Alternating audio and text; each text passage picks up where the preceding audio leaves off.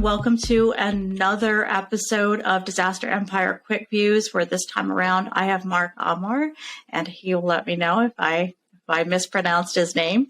But really happy to have him on board on the channel today.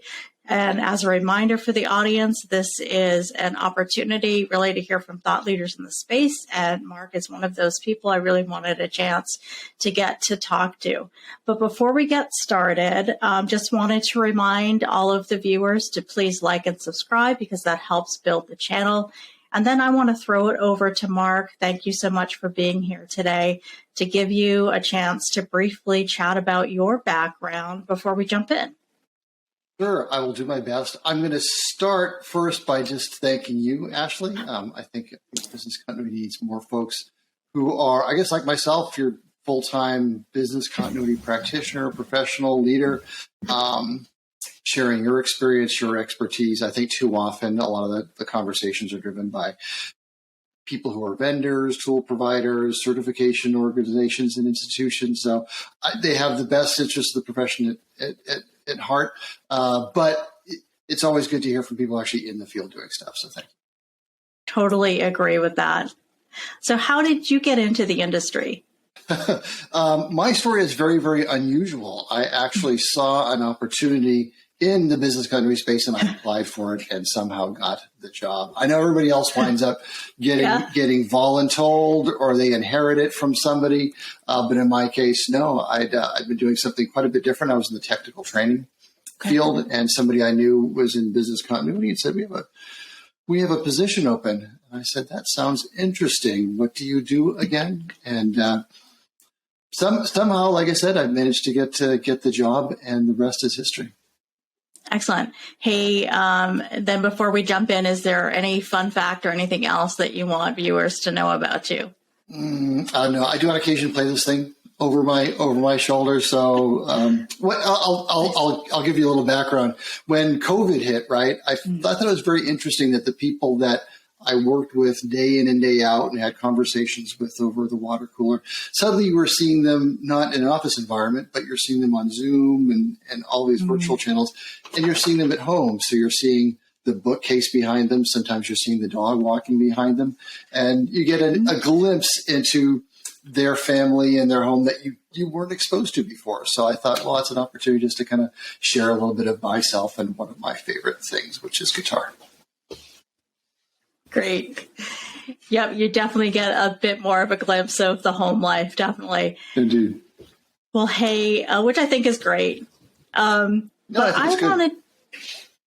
I wanted to chat with you specifically because I had heard your name in the industry. I've heard about Adaptive BCP, but full disclosure, still don't have a complete, view of what it's all about. So can you share with me and with the viewers about how this started and really what the focus is? I'll do my best. I'm going to try to do this in just a couple of minutes. So I would summarize it this way. So adaptive business continuity is an alternative approach to business continuity, organizational preparedness, organizational resilience, whatever you want to call it, that is based on principles. So there's no life cycle, there's no methodology, we don't define activities or deliverables. It's really all about what are the values and the priorities that a professional or practitioner should keep in mind in doing their work. And it's an acknowledgement of the fact that business continuity is very complex. There's a lot of paths to success. And in my view, and a lot of my colleagues within the adaptive business continuity movement, we would better serve our business continuity community if we focus really on the skills needed to be effective and to provide benefit to organizations.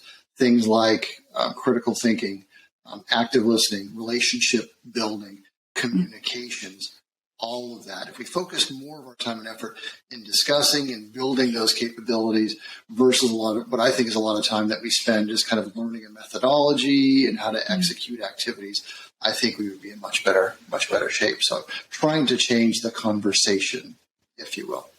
Mark, thank you for giving an overview of that. And I'm curious, how did this Adaptive BCP, how did the idea come about? Because on the face of it and the way that you explained it, it seems very different than the traditional business continuity management model, right? And so I think it would be great to hear from you how this really arose. Like, what did it come from? Was it your experience of working in BCM and working through that methodology as you spoke, or were there other forces that started to influence your thinking and those of others? Sure. I'll try to keep it short. I have to start back 20 years ago, 2002, when I joined business continuity, when I was offered that position, and I found myself trying to figure out what it is I'm supposed to do now. Google business continuity, like everybody else, came up with probably BCI's good practice guidelines, or DRI's 10 best practices. This would have predated ISO 22301, so it's probably BS 25999 at the time. Was kind of a very by the book practitioner early on, but inevitably I would find myself facilitating the response to events, and sometimes you're supporting parts of the organization that were considered non-critical. And yet, because they're the only part of the organization that's impacted, now we have to facilitate a response and recovery. So your effort to kind of exclude them, if you will, as part of your scoping and BIA efforts seem to have been misplaced. Same thing, we all hear this time and time again, that plans don't get used. The first casualty of response to a disaster, or when you meet the enemy, is the plan. And that was my experience fully, that we spent a lot of time developing all of this documentation, building all of these very detailed, very nice looking materials, but that ultimately didn't provide a whole heck of a lot of benefit when you actually needed them most. And I built a pretty good network of what I considered some very smart, very capable people within the profession, and discovered there were people who were doing things differently, people who were kind of ignoring the traditional methodology of business continuity, learned what they were doing, and then eventually Adaptive initially I was just a critic of business continuity and business continuity practices, and I had a like-minded critic in the form of David Lindstedt, very smart person, worked for Ohio State University. We said, nobody's talking about things. We really should kind of push this stuff, but we're all just a bunch of individuals talking about it. And that's when we decided we should just kind of wrap a framework around it, if you will, based on principles, and then promote it that way. So that's hopefully not too long history of adaptive business continuity. That's great. And I'm sure this is going to be interesting to a lot of our fellow practitioners out there. And I was looking over your book, Adaptive BCP, a new approach that you wrote with David Lindstedt. So thank you for referencing him. Thank you for reading. And in that, I was seeing that you talk about focusing on effects rather than causes. And so how do you think this approach could benefit resilience practitioners? I know in my experience, we focused in more of an all hazards approach for planning that focuses on impacts. And so how might your approach be different even from what my experience could be? So from when you say you talk about, impacts versus the actual causes, and that's really what we're talking about is less concerned with, well, what caused the disruption? What was the source of the reason you can't get into your building, or why you're short-staffed, or why people can't operate?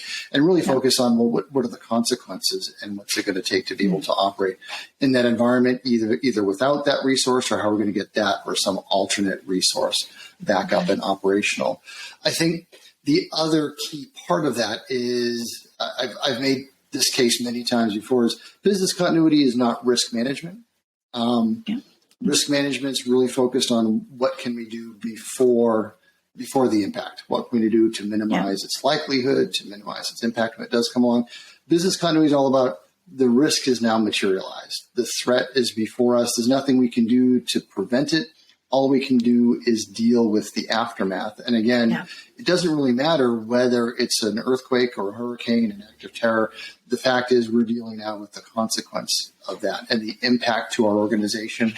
And not only organization, a large part, and I don't want to get too far into the weeds, but a large part that I think gets missed in business continuity is we're impacted not just because our organization is affected. Sometimes our community is affected. Our employees are affected.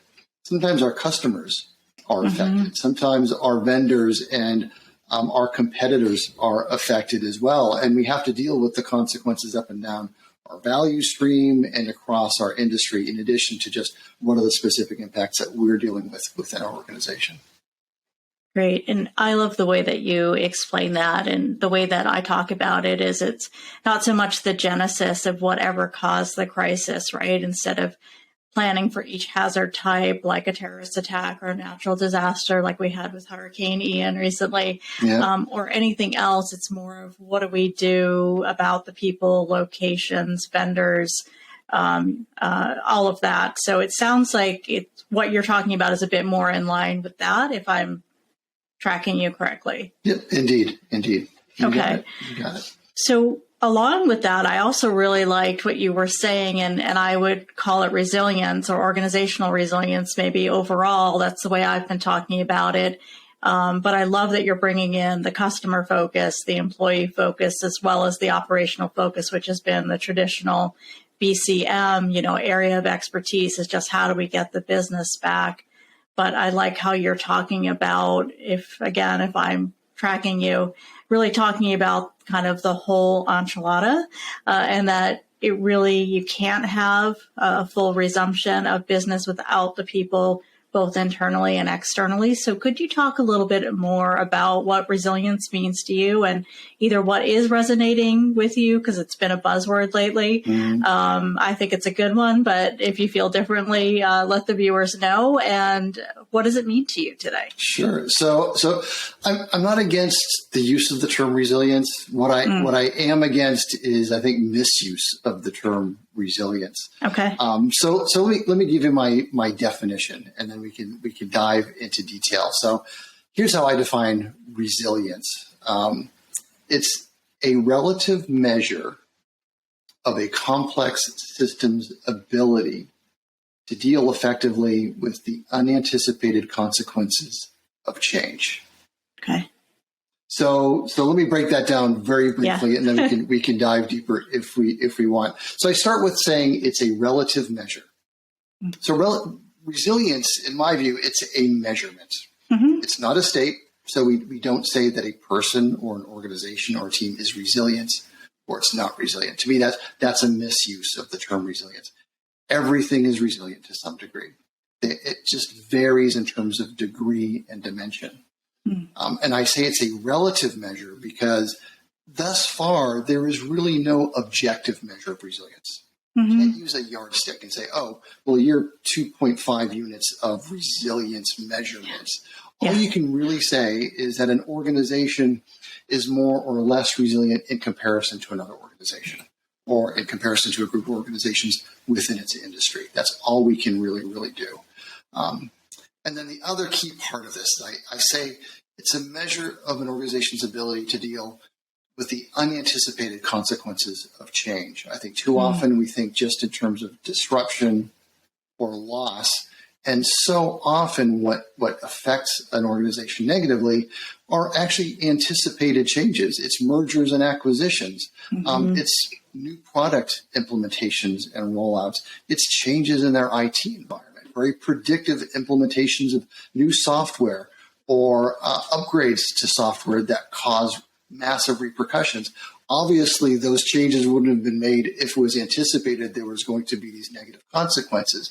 So we have to think in terms of the fact that these kinds of disruptions and these kinds of issues can occur as a result of a wide range, variety of things that aren't specifically disruptions or disasters. They're actually changes. So I love the way that you're talking about kind of the business as usual or the risk and threats to a business, along with the external things like the war in Ukraine or the worldwide pandemic that turned out to be much more than we expected it to be or had planned for it to be. I think a lot of us were really planning for more an infectious disease outbreak that was longer term, maybe a month or so out, versus something that really was this pervasive across the world.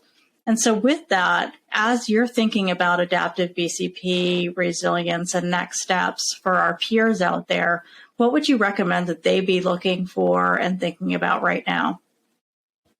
That's a good question. There's a lot of things I can point to. I would say probably the most important thing. So I talked about skills, right, that practitioners should have.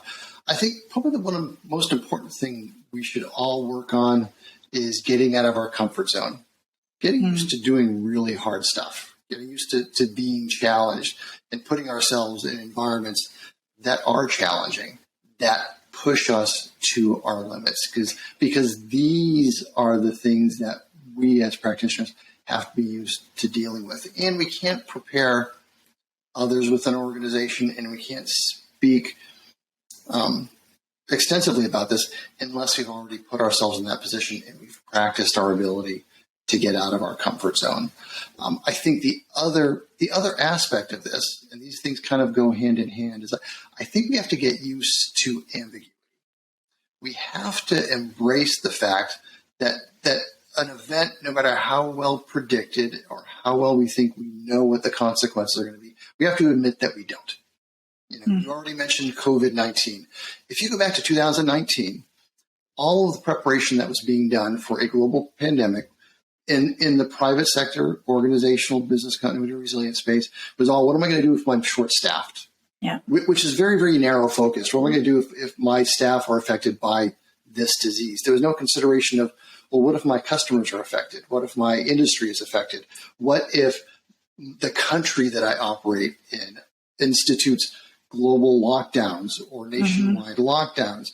If the ability for people to travel or to operate on site is greatly limited. So essentially our predictive ability around global pandemics was very, very limited by our imagination. And what we have to do is understand that our imagination is limited and embrace the fact that we cannot possibly conceive of all of the ramifications and all of the consequences that could come our way from any one given event.